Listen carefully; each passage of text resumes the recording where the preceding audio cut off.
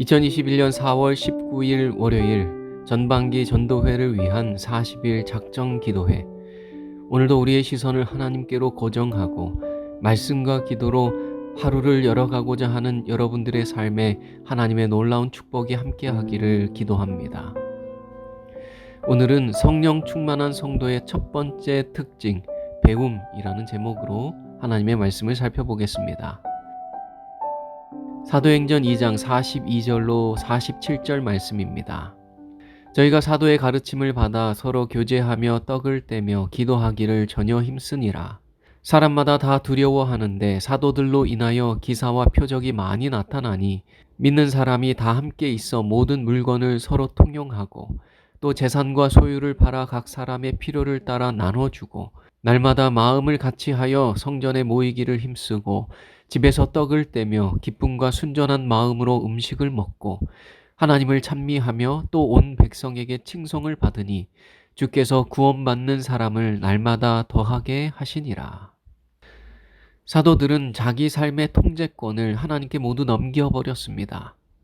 성령님이 그들의 주인이 되었고 성령 충만한 삶을 살게 됩니다. 그래서 우리는 성령 충만한 성도의 삶은 어떠하고 성령 충만한 교회의 모습은 어떠한지 본문의 말씀을 통해 확인하게 됩니다. 42절 말씀에 저희가 사도의 가르침을 받았다고 기록하고 있습니다. 그래서 성령 충만한 성도의 첫 번째 특징은 배움입니다. 그들은 서로 가르쳤고 가르침을 받았습니다. 성령 충만함을 입은 자들은 복음을 가르치고 복음을 배우는 즐거움이 충만해집니다. 보혜사 곧 아버지께서 내 이름으로 보내실 성령 그가 너희에게 모든 것을 가르치시고 내가 너희에게 말한 모든 것을 생각나게 하시리라. 성령 그가 너희에게 모든 것을 가르치실 것이라고 말씀하셨습니다. 성령 하나님은 우리에게 모든 것을 가르쳐 주시는 분이십니다.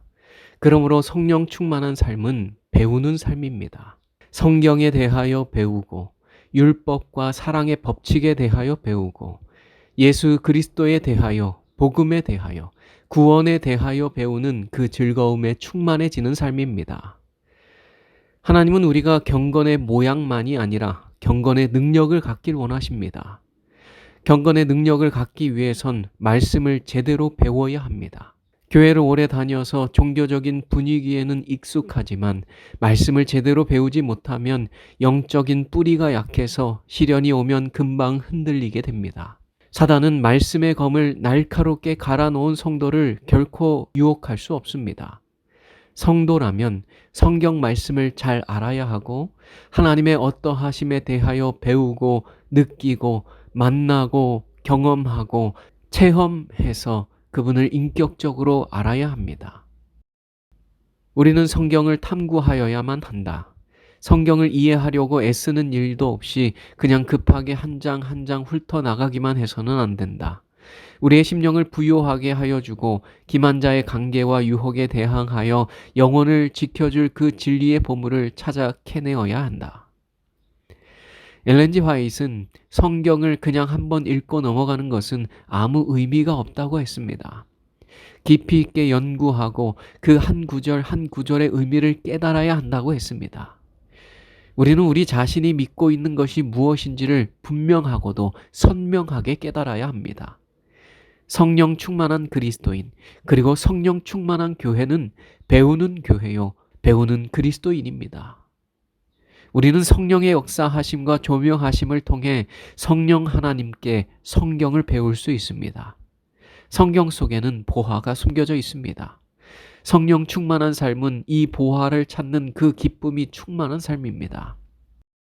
좋은 땅에 있다는 것은 착하고 좋은 마음으로 말씀을 듣고 지키어 인내로 결실하는 자니라.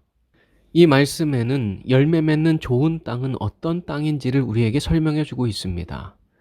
열매 맺는 좋은 땅에 있다는 것은 먼저 착하고 좋은 마음으로 말씀을 들어야 합니다. 그렇다면 착하고 좋은 마음이란 어떤 마음일까요?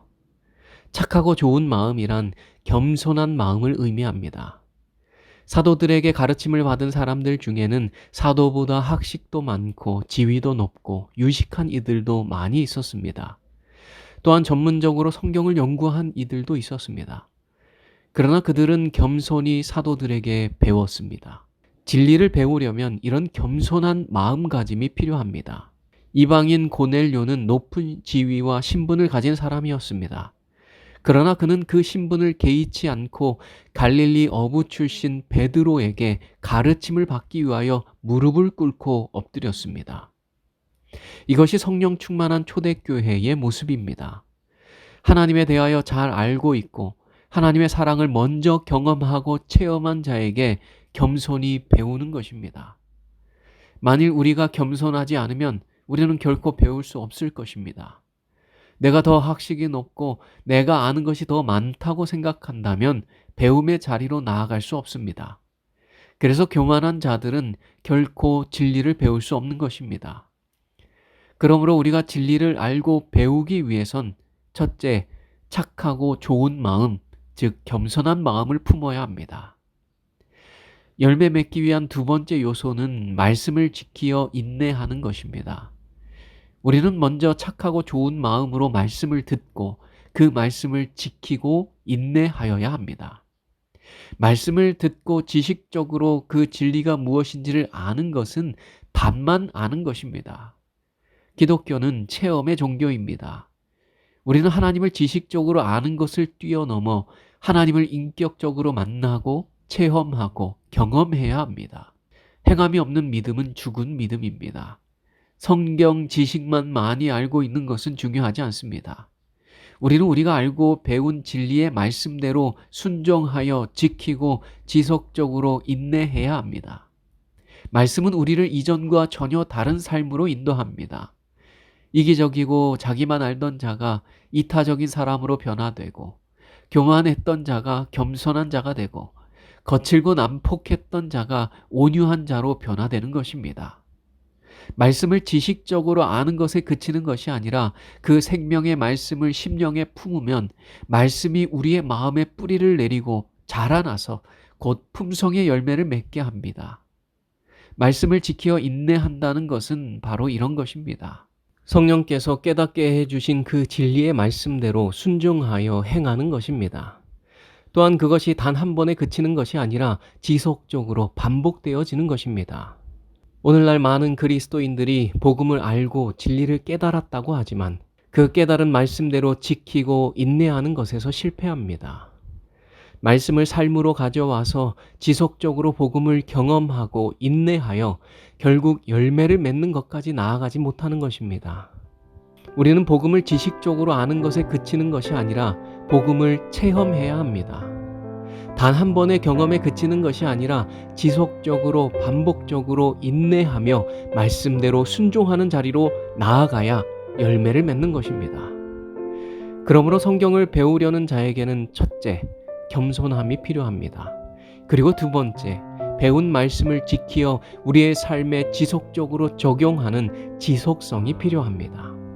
그래야 말씀 속에 살아계시는 보화, 예수 그리스도를 만나게 되고 우리의 품성이 열매를 맺게 될 것입니다. 말씀을 배우고자 겸손히 주님께로 나아가 지속적으로 말씀을 묵상함으로 성령 충만한 성도가 되고 아름다운 품성의 열매를 맺는 우리 송산 전원교회 모든 성도님들이 되시길 간절히 바랍니다. 기도의 시간입니다. 오늘도 세 가지 기도의 제목을 가지고 기도하는 시간을 갖겠습니다. 첫째, 날마다 하나님의 말씀을 배우는 성도가 될 수 있도록 기도하겠습니다.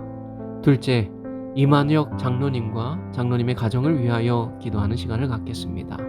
셋째, 5월 17일부터 진행되는 전반기 전도회를 위하여 기도하겠습니다.